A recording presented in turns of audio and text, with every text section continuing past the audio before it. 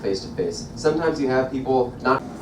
Just a very fast word as we make our way down for dinner. We are leaving Greenland territorial waters, heading into Canada's territorial waters in the upper Arctic, and jumping back two, not one, but two time zones.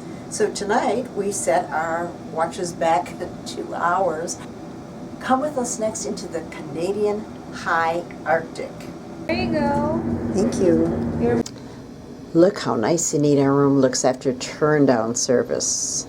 Out here we have the teeny little hamlet of Grise, the northernmost inhabited town in Canada.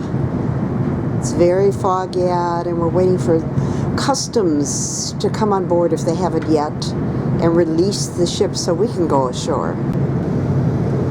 Grise Fjord is on the southern coast of Ellesmere Island. With its magnificent mountains and glaciers, there's a good reason why their Inuitkutik name means the place that never thaws out. When we do land, I would think it would take a whopping 5 minutes to go through town. By the way, that Zodiac is hovering exactly above our window. That's where our cabin is. Real live Mounties! Yay! Hooray for Canada! I'm sorry. Do you mind your picture? Back again. Oh, that's all right. You can stay in the video. Thank you. Oprah's going to see you first. Oh, yeah, since she's going to want you. This is a very dramatic shore landing, walking off over slippery rocks. It's not a very nice day. We've got some swell, as they put it, and getting off the Zodiac is a real challenge. Watch what they have to do. First, these two guys have to get out there almost hip deep in the water, and then they're going to flip the Zodiac around so the prow is in the other direction.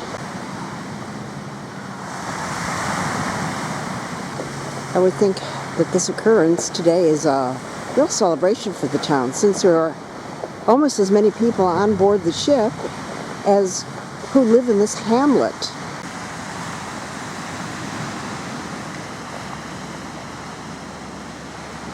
Flip the Zodiac around, and instead of disembarking off the front, off the prow, everybody is having to get off aft.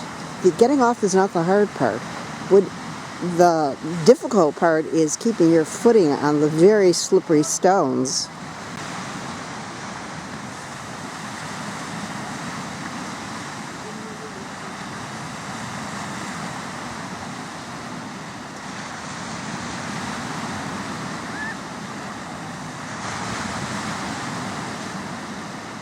Oh, the ice here is welcome because it actually acts as a brake water for stopping the waves from being so rough.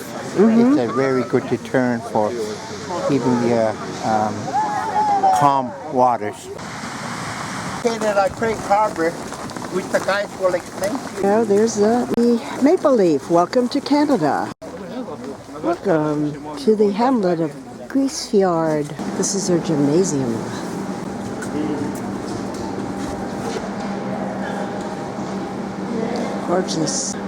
Gorgeous regional outfits.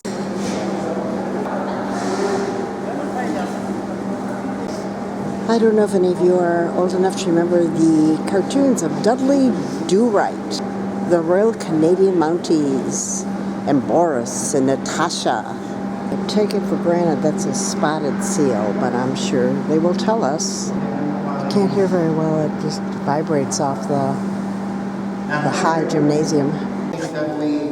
Is she cute? Very pretty.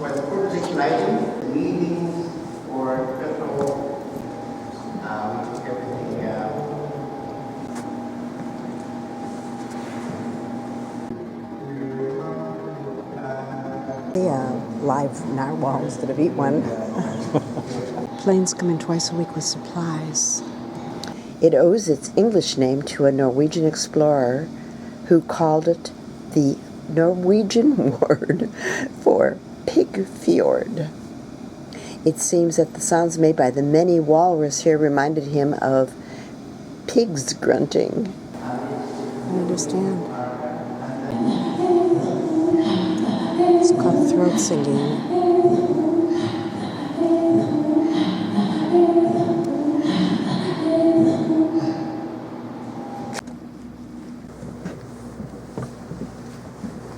This is something that you don't see every day, a walrus head.